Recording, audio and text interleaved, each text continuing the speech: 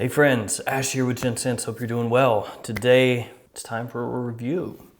And we are reviewing this one.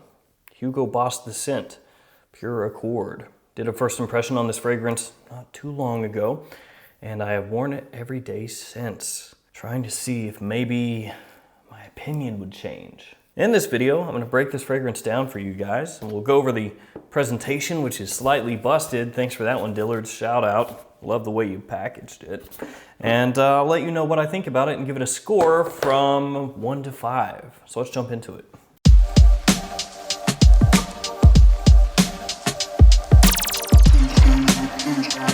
Let's go ahead and start things off by taking a look at the presentation. Like I just mentioned, my box is a little bit busted up. I ordered this from Dillard's, paid full retail, and it got a little ding in it. It got bumped on the noggin. So on the front of the box, you can see the name of the house, the name of the fragrance, the size, and the concentration. You've got Boss there on the top, nothing on the sides. On the back, a little info about the fragrance itself. On the bottom, you got your badge code and your barcode, and the badge code here is 0238. And here you've got the bottle. It comes in the standard The Scent bottle style, has kind of a pinkish hue to the fragrance on the inside there. Got the name of the house, name of the fragrance right here on the front, or at least the flanker, Pure Accord. It says The Scent up here at the top. Cap does click into place. Then on the bottom, you have a sticker with your batch code. And I'll go ahead and waste the spray for you guys here. There we go, not too bad. The Scent is actually one of my low-key favorite fragrance lines out there. The Scent Private Accord is really good. The Scent Parfum Edition, also very solid. The Scent Absolute, really good. And the Scent Intense and the original The Scent, very solid for cheap fragrances, at least if we're talking about discounters. So when I saw Pure Accord, I was pretty hyped. I covered this on This Week in Fragrance not that long ago. Maybe you saw that, maybe you didn't. And I had already ordered this fragrance when I covered it on This Week in Fragrance. Like I said, bought it from Dillard's, full retail. The second I saw it, placed an order for it. I was really hyped, taking the scent DNA with that Meninka fruit that you're gonna find in every fragrance in the line, taking that DNA, making it fresher, making it a fragrance that you could pull off in spring or summer really easily. I thought was very interesting. I was really pumped to get this in.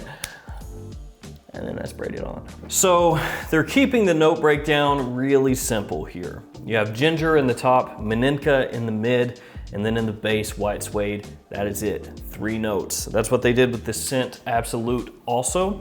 And I've talked about this before, but a number of houses are starting to do that. They're starting to just give you 1 note in the top, 1 in the mid, 1 in the base. They're just basically saying, this is what we really want you to key in on. Yes, there's more in the fragrance, but they don't really want you to know what's there. They just want you to key in on what they're advertising. So the Scent Pure Accord. When you first spray this one on, a little bit feminine. Yeah, you could call it unisex, but for me it leans feminine. And that does make a little bit of sense when you look at the marketing. They're kind of marketing the Scent Pure Accord for men and for women as being closer together than ever. And by that, they mean that this fragrance is not really very masculine. For some of you, that won't matter at all. And for others of you out there, that matters a whole bunch. That's why I'm letting you know. So when you first spray this one on, you get that ginger. Smells like there's other fruit in there, like citrus. That's kind of a bergamot-y feel to me. And it comes across really like candied sweet. So it's this very sweet, fruity sort of ginger initially. And really, it kind of gives me a freaking headache. In the first 10-15 minutes, if I smell this one and give it another smell, I start to just get a headache. Like, it's overwhelmingly candied sweet to me. Now, it's not that way for everybody, but for me it is. I just have sort of a negative reaction to it for whatever reason. My wife, I've had her smell it in the opening, the mid, the dry down. She thinks it's completely blah. She said that it doesn't smell terrible, but she doesn't care about it at all. Now, initially, you get that really candied sweetness, like I said, leaning feminine. And within about 10-15 minutes, that goes away, thankfully. And then the Meninka starts to come out a little bit. It starts to smell a little bit soapy at times. The Meninka is not as dusty in here as it is in the other fragrances in the scent line. And also, really, the Meninka is not as prominent as the other fragrances in the line. So that's one of the things I really like about the line. That Meninka note kind of sets this fragrance line apart from all the other fragrances out there. It's the only one that really uses Meninka, and when you smell a fragrance in the scent line, you know right away, oh yeah, that's the scent, because you pick up that Meninka. Here though, it is pretty much overshadowed by that ginger and that candied sweetness initially, and then as it transitions through the mid, you still have some of that residual ginger. It's not as sweet, but it's still there, and the Meninka never really comes out and sings. It's there, but not in the way that I want. I want it more front and center, and yeah, you could say, well, they had to dial it down, they had to remove it to make it fresher, but I don't really like the way they did it. It's funny, when I was talking about this not that long ago on This Week in Fragrance, I was so pumped for a fresh version of the scent. And now that I've got it, I'm like, actually, maybe they shouldn't have done that. They were so obsessed on whether they could do it, they never stopped to think whether they should. As this one dries down, you get white suede, but does it really smell like suede or leather? No, it doesn't. It actually smells just kind of like some random, clean, fresh, modern aroma chemicals. You know, maybe some ambroxan in there, some sort of fresh, modern woodiness. That's really what it smells like to me. It doesn't smell like a true suede note, which is really not a surprise because they did throw white in front of the suede to kind of tell you this is going to be clean, it's going to be fresh. It's not really going to be leathery. And also white musk in there in the base as well, for sure. Pick up some of that. So Hugo Boss Pure Accord, for me, is just a complete and total miss. I really don't like it. Actually, I actively hate that I paid full retail price for this. This is my least favorite fragrance in the scent line. It's not close. I would say in order that my favorite is Private Accord, then Parfum Edition, and then Absolute, then Intense, then the Original, and then this one, Pure Accord. I think you should not buy it from Dillard's. Don't pay full retail for this. That's my suggestion. If you really are interested in it, try to get a sample. I know that right now, in today's day and age, with everything that's going on, it's not really easy to go into a store and spray a tester. Most stores don't allow that at all, but I'll try to get a sample first. And if you don't want to do that, wait until it hits discounters. That'd be my suggestion. And another drawback of this fragrance, the performance.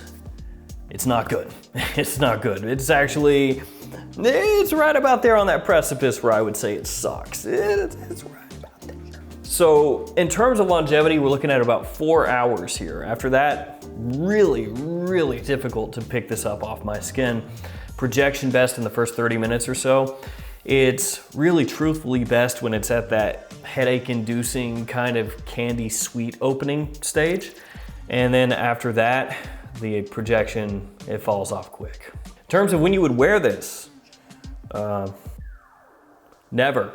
But season-wise, spring and summer, daytime, yeah. This is such a bummer for me. I paid over $100 for this when you factor in shipping. I was really hyped, and like I said, this is a line that I really, really love. And for me personally, Pure Accord just does not work. I will never wear this fragrance. I'll still wear Private Accord, I'll wear Parfum Edition, I'll wear Absolute, I'll even wear Intense. I just don't see a time that I would ever wear this. I really don't. The opening is not pleasant, and there are fragrances that I'll wear that are unisex or leaning feminine, or even fragrances that are made for women. If I think that they smell good, I'll wear them, like Black Orchid by Tom Ford. Got tongue-tied for a second. But this one, just don't like it. It's that candied, like syrupy sweetness. It's just cloying. And then as it dries down, that quickly goes away and the fragrance just kind of It goes out with a whimper. I don't suggest buying this at full retail. Now, some of you out there are gonna like this. Some of you will. Some of you are gonna like the different take that this does. You're gonna like the fact it's not as dusty. You're gonna like that little bit of soapiness through the mid. You're going to like that really sweet, kind of effervescent candied opening. But for me, it just doesn't work. I don't enjoy wearing it. So for me, a 1.5 Maninka fruit score out of 5. 1.5 Maninka fruits. So there we go. Scent Pure Accord. The first major letdown of 2021. Starting the year off great. If you've smelled that one, let me know what you think about it, or just let me know what your favorite fragrance in the scent line is. Is it Private Accord? Is it Absolute? Is it Intense Parfum Edition? Is it Pure Accord? Nah, probably not, right? All right, it's gonna do it for me. Thanks for hanging out with me today. Thanks for all your support. Stay safe out there, and I will see you tomorrow with another fragrance video.